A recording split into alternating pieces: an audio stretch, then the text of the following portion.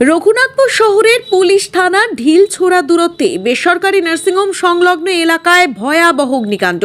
ব্যাপক চাঞ্চল্য ছড়ালো ওই এলাকায়। শনিবার শহরের একটি খাবারের দোকানে এই অগ্নিকাণ্ডের ঘটনা ঘটে।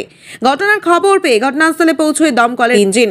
স্থানীয় মানুষজনদের সহযোগিতায় ঘণ্টা খানেকের প্রচেষ্টায় আগুন নিয়ন্ত্রণে আনেন দমকল কর্মীরা। প্রাথমিকভাবে অনুমান করা হচ্ছে শর্ট সার্কিটের কারণে এই অগ্নিকাণ্ড। তবে প্রশ্ন উঠছে, পৌর এলাকায় থাকা দোকানগুলিতে অগ্নি নির্বাপনে কতটা গুরুত্ব দেওয়া হয় তা খতিয়ে দেখতে ব্যর্থ কেন পৌরসভা?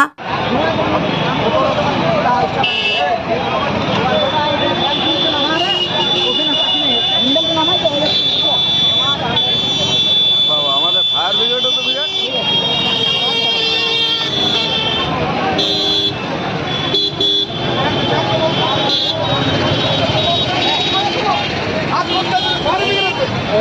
এখনো ফায়ার ব্রিগেড আছে নাই।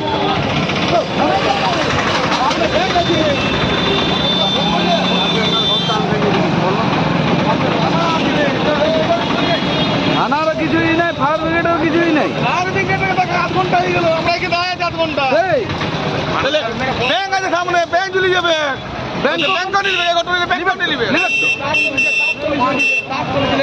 ইলেকট্রিক তার টালিছে। আরে নিমাই তখন 1 ঘন্টা লাগবে না।